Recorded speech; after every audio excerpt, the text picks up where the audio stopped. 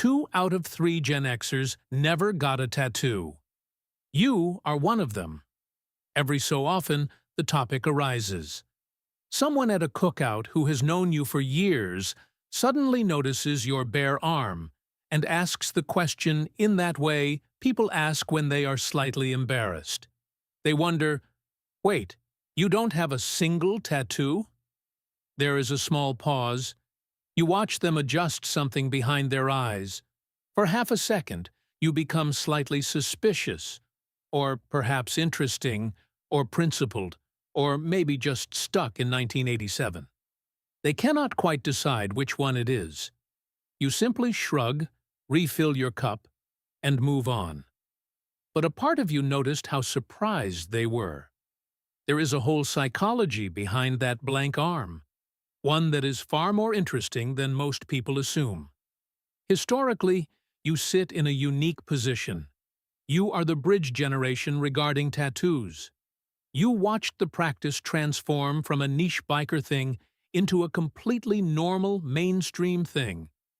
You were the first cohort of 20-somethings who could walk into a clean, professional studio in a strip mall. You were the first to watch siblings, college friends, and co-workers start showing up with ink in steady, casual numbers. Pew Research has tracked this shift. About a third of all Americans have a tattoo now, including 46% of adults aged 30 to 49 and 56% of women under 30.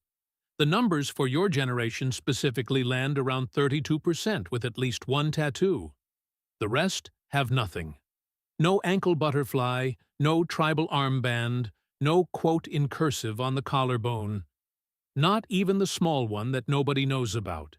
You were eligible, you were available, and you were the right age, yet you sat it out. Fear is the wrong angle to look at this. You were not scared. The angle that matters is what specifically stopped your hand every single time. Because it almost happened, didn't it? You came close. You walked past the studio one night with friends and felt something flicker. You said, "Maybe," out loud at least once. And then something inside you said, "No." A quiet little no, almost inaudible, every time for 30 years. The first thing that no was protecting you from was permanence. People love to use the word permanence as if it is a flat word that does not mean much. Your brain understood it differently. Imagine sitting in a tattoo shop at 22, picking a design. Somewhere in the back of your head, a voice asks, "Will you like this when you are 40?" Most people brush that voice off, but you could not. You sat there and tried to picture the 40-year-old version of yourself. And that 40-year-old you was a complete stranger. You had no idea what that person would like. You had no idea what that person was going to find embarrassing. You had no idea who that person would vote for, who they would sleep next to, or what music would be playing in their car. You thought, "I am not making a permanent decision on behalf of someone I have not met." That right there is the core psychology. Most people do not think of their future self as a different person. They assume the future version is just the current them with more crow's feet. You knew better. You had been a completely different person at 15 than you were at 22. 40 was not going to be the exception. This is one of the quiet truths about a lot of you. You have a much more honest relationship with the idea that your taste changes. You watched yourself love Limp Bizkit and then quietly stop loving Limp Bizkit. You watched yourself wear a goatee and then take it off and apologize to a mirror. You watched yourself swear by a certain political position and then watched that position turn into something else entirely. By 25, you had enough data on yourself to know the data was not stable. So, when somebody handed you a needle and asked you to pick a thing you would love forever, you could not. Honesty was in the way. Tattoo regret data backs you up. Roughly 1 in 4 tattooed Americans regret at least one of their tattoos. And the data on who regrets is clear. Regretters got their tattoos significantly younger than non-regretters. The 22-year-old version of you that you did not trust was statistically correct.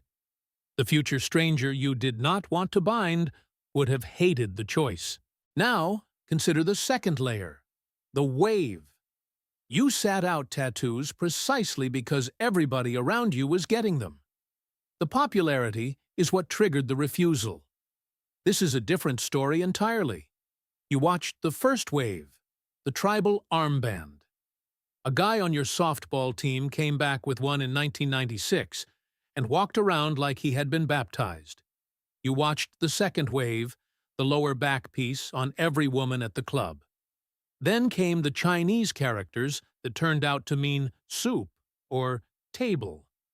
Then the dolphin on the hip, the dream catcher, and the infinity sign with the word breathe written through it. Then the matching tattoo a couple got the day before they broke up. Then the barbed wire that nobody talks about anymore. Then the koi fish on a coworker who could not tell you what koi means.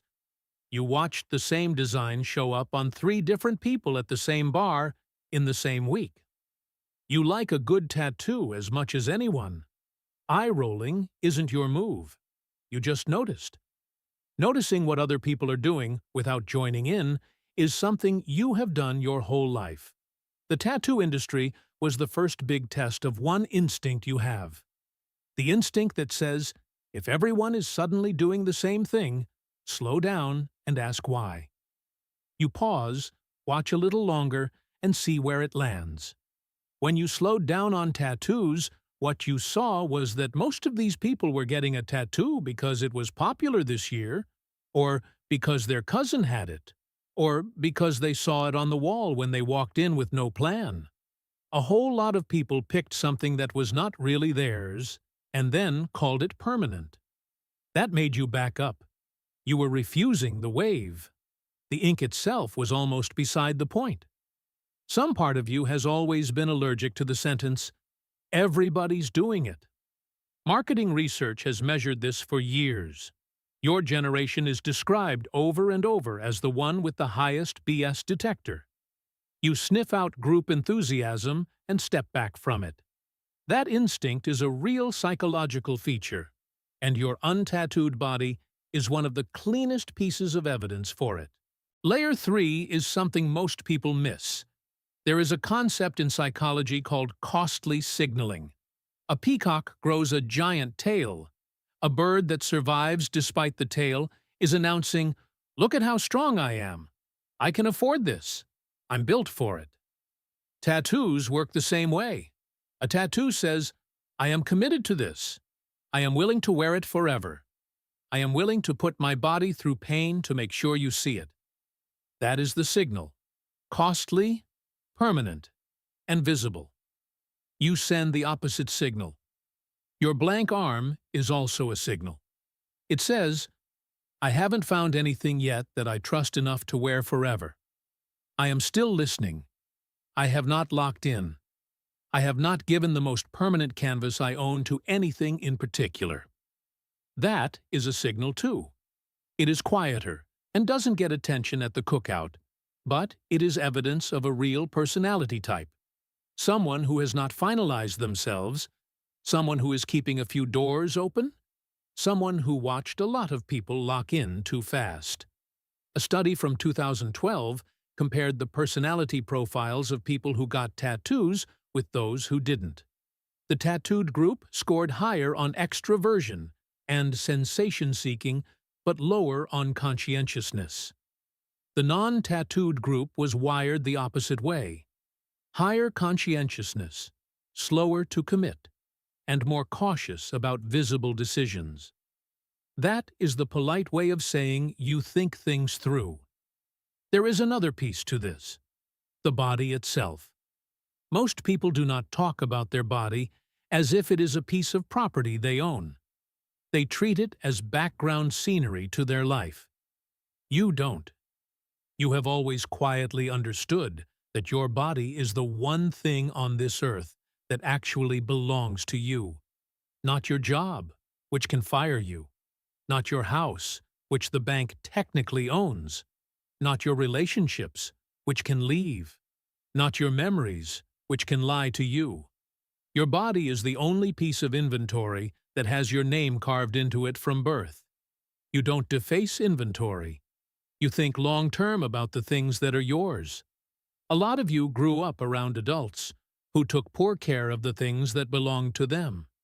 You watched cars die from skipped oil changes and houses fall apart from a roof somebody put off for 10 years. You absorbed a quiet rule. The things that are yours, you protect. You don't decorate them on impulse. So, when somebody hands you a needle and asks you to mark your one and only body, to advertise an opinion you might not hold next year, your body answers before your mouth does. The body says, "Don't touch the inventory. We have to drive this car another 50 years.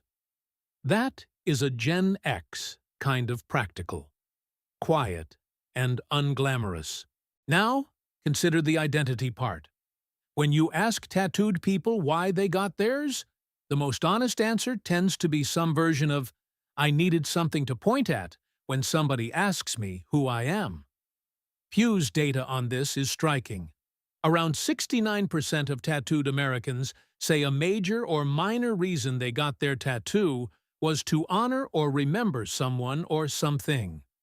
The tattoo is a signpost, a label, a way of putting a piece of identity outside the body where it can be seen. You never needed the signpost. You still knew who you were. You didn't need an external object to point at. You weren't carrying an identity around in your hand looking for somewhere to mount it. This is one of the most underrated traits in your generation.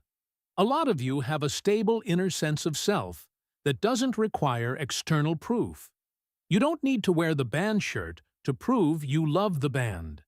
You don't need to post the vacation to confirm you went on it. You don't need to ink the lyric on your forearm to remember what it means. The meaning is already inside. The arm adds nothing. Younger generations got tattoos partly because online life made identity feel slippery. They are being watched all day. Their bio has to say something. Their face is in 1,000 photos taken without permission. Identity feels like a moving target. A tattoo is one way to nail it down, to say, "At least this part is real. At least this part is mine. At least this part is fixed." You did not grow up needing to nail it down. You grew up with a self that was allowed to be private. Nobody was watching, and nobody needed proof. So, the body stayed blank. Under all of this is a relationship with regret that other generations don't have. Most people assume they can adjust or walk back a decision later. A tattoo is an interesting test case because you really cannot walk it back. Removal is expensive, painful, and incomplete. A lot of you are allergic to making committed decisions you cannot refine. You watched the world break enough times to know the smart move is to keep room for the next adjustment. You don't want to be locked into a 22-year-old's politics, relationships, or tattoos. You leave doors cracked and hold on to options. You just learned that anything fixed is usually waiting to embarrass you later. When somebody at the barbecue asks why you don't have a tattoo, they are really asking why you opted out of a loud, visible commitment. The answer is that you run a different algorithm. You take permanent decisions seriously. You don't trust temporary urges or group enthusiasm. You don't want to staple anything to your body that the future stranger living in this skin will have to clean up. In a world where everyone is announcing themselves at top volume, you became one of the only people left who can still be a surprise. Somebody whose identity is not pre-printed on the wrapping. Somebody who held back, watched the wave, and decided the cleanest move was no move. That is a 30-year decision, a long, quiet one. And that is perfectly fine. If this exploration of the Gen X psyche changed how you view the skin you're in, please subscribe and like the channel. We are uncovering the hidden layers of the generations that shaped our world. Join us as we map the human experience. The next chapter of our history will be revealed soon.